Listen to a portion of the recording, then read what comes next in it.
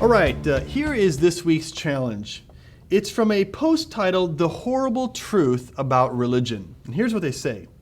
Worshipping gods is futile and is nothing more than an ancient primitive custom practiced by weak-minded and superstitious people. It has no place in the 21st century. The reason we have life in this world is to experience life in this world, not to spend our entire lives studying an old book, looking up to the sky, and worshiping an invisible ruler in another realm. Okay, if I was to write a textbook on logical fallacies, in other words, mistakes in thinking, then I would include this challenge at the beginning of that textbook because it really is a perfect example of a number of different mistakes in thinking, of a number of different logical fallacies, all wrapped up into one paragraph. It's really like a banquet of fallacies. So let's go with this whole food metaphor. And really the first mistake, the first logical fallacy in this challenge is that it commits what's called an ad hominem fallacy. Now, an ad hominem fallacy occurs when a person attacks another person or their character rather than, say, the argument itself. Now, of course, this occurs in this example because the person who writes the challenge calls people who believe in God as weak-minded or superstitious people. Now, this is no different than when you were in elementary school and somebody at recess called you ugly and said your mother dresses you funny. It's just simply name-calling. Now, that might be true. Maybe we are weak-minded. Maybe people who believe in God are weak-minded. But how does that in any way affect whether God exists or not? I mean, whether God exists or not has nothing to do with whether his followers are weak-minded. I mean, after all, they could be entirely buffoons, and it wouldn't change at all whether God exists or not. In fact, it kind of reminds me of the 20th century philosopher and writer named Elbert Hubbard. He used to say this, when you can't answer a man's arguments, all is not lost. You could still call him vile names. And the point he's making is that oftentimes when people don't have a substantive argument to offer against another person's view, they simply resort to name-calling. And that's precisely what's going on in this example. By the way, it makes me wonder what the person who wrote this challenge would think of the following list of people who are all believers in God. For example, Sir Isaac Newton, Lord Kelvin, Copernicus, Galileo, Francis Collins, who used to head up the Human Genome Project. All these people were or are believers in God. And so are you going to call these people weak-minded? It seems like kind of a stretch.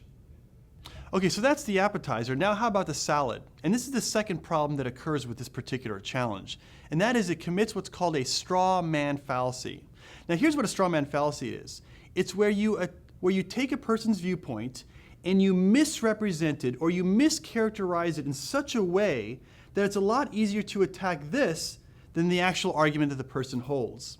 And this is precisely what this challenge does. It takes our view and mischaracterizes it as simply people who are primitives, who are looking to the sky and believing in these rulers that exist in another realm, almost as if we believe in like Thor.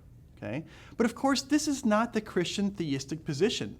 The Christian theistic position is that we actually have philosophical and scientific and indeed even theological arguments for our view.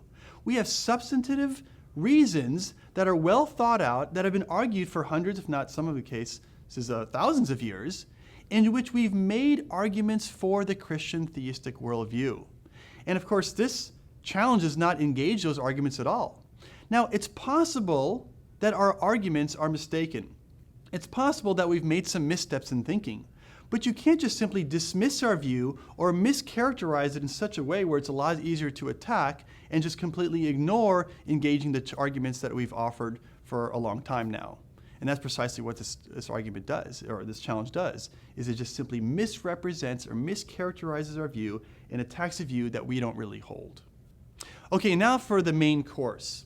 This challenge begs the question, or to put it another way, it assumes what it's trying to prove. You see, allegedly, the point of this challenge is to say that worshiping gods is futile because God doesn't exist. But that would only be true if God actually doesn't exist. But notice, that's not proven here. There's no evidence given for that claim. It's simply assumed to be true. So it first needs to be demonstrated that God actually doesn't exist before it makes any sense to then go on and say that it's futile to worship gods. And so really what's happening here is that this challenge is not an argument at all. It's merely a string of assertions. It's mere opinions, which, by the way, everybody has opinions. Everybody makes assertions.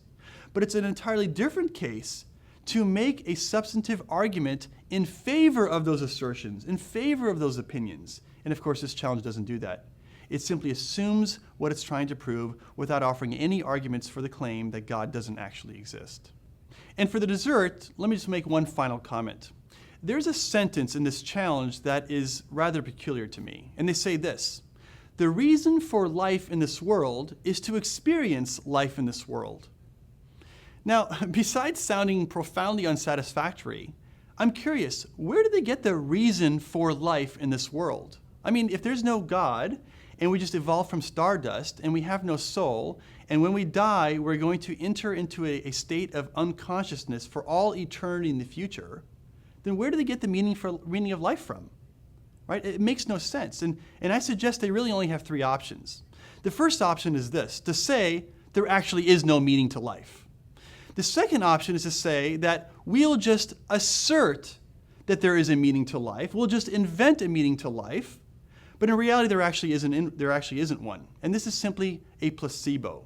They're just saying there is a meaning to life when there actually isn't, but they're believing that there really is. Or the third option is to borrow the meaning from life from some other worldview, namely the Christian theistic worldview, which believes that actually life is pregnant with meaning, that all sorts of things that we do have purpose and meaning. Bottom line is that this challenge fails because it just simply is a series or a string of assertions with no evidence or reasons to back it up. But at least we can give it props for giving us a great example of a number of different logical fallacies all wrapped up into one paragraph.